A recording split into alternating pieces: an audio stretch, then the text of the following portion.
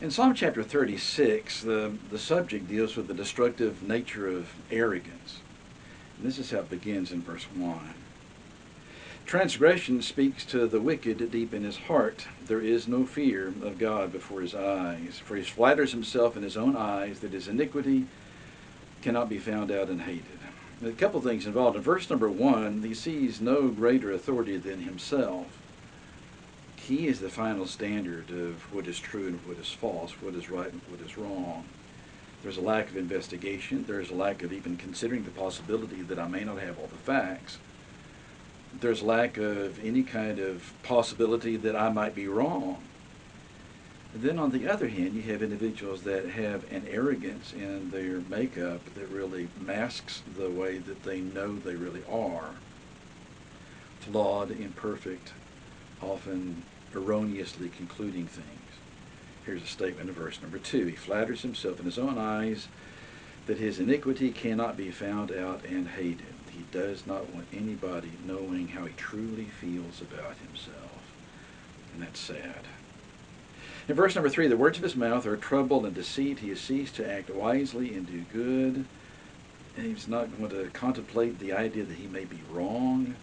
Good and evil, or whatever he describes good and evil to be, there is no standard, again, greater than himself. He plots trouble while on his bed, verse 4. He sets himself in a way that is not good. He does not reject evil. The ignorance is with a lack of concept of what's right or what's wrong, except what he says is what is right or what is wrong. And the idea of this arrogance is something that is reiterated again in verse number 11 and 12.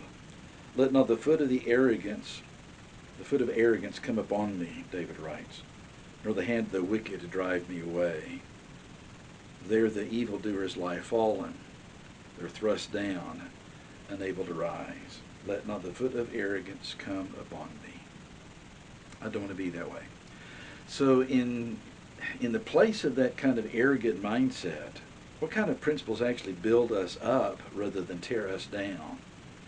In verse number 5, in relationship to characteristics attributed to God, your steadfast love, O Lord, extends to the heavens, your faithfulness to the clouds, your righteousness is like the mountains of God, your judgments are like the great deep.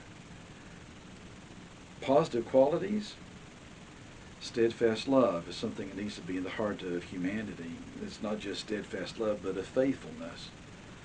Not somebody that's fickle, but somebody that has that kind of faithfulness attributed to them in the way that they respond to others, the way that they respond to analyzing the problems of society itself, the righteousness that needs to be present in their life, the judgment that needs to be like the great deep. The poetic way it's worded here is like judgments that are not shallow, judgments that have a tremendous amount of thought behind them.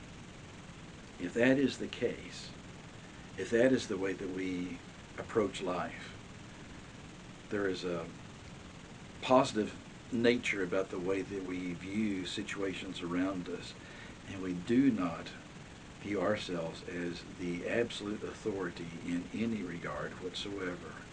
Whenever humanity stops analyzing, whenever they stop learning, whenever knowledge is viewed as something we already possess, when we stop questioning things that have been held by others or by ourselves just to analyze them again, we have stopped growing. We have mistakenly viewed ourselves as experts in any particular field rather than students that are always gaining and acquiring a greater understanding of the world and the universe in which we live. Arrogance has no place among intelligent people, which means there are a lot of individuals in our culture, even today in this 21st century, that are living basically as people that are vastly unintelligent by any standard or stretch of the imagination. Arrogance needs to be replaced with other things, because arrogance is never positive. Ultimately, it's destructive. Interesting chapter. Please stay safe. We'll talk again.